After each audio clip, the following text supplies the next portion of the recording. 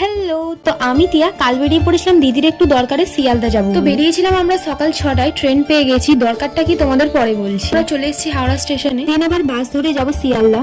বাসে চেয়ে পড়েছি, তবে বাস দেখো পুরো ফাঁকা, আস্তে আস্তে ভর্তি হয়ে গেল। দেন আমরা হাওড়া ব্রিজের ওপর দিয়ে যাচ্ছিলাম, আর ওই দেখো মা গঙ্গাকে দেখা যাচ্ছে পুরো ভরে আছে জলে। আর এই দেখো আমরা পৌঁছে গেছি আমাদের লোকেশন ডেন্টাল হসপিটালে। দিদির একটু দাঁতের চেক আপ ছিল, তাই সেটা ছিল এইদিকের বিল্ডিং এ, তাই আমরা এদিকে চলে এলাম। দেন লিফটে করে চলে গেলাম 3rd ফ্লোরে, কারণ সেখানেই দরকারটা ছিল। তো সেখানে কাজ মিটিয়ে নিয়ে বেরিয়ে পড়লাম। দেন এবার যাবো আর একটা জায়গায়, তাই বাসে করে চলে গেলাম কলেজ স্ট্রিট। এখানে দেখো কাকুটা আমাদের বই কেনার জন্য ডাকছিল।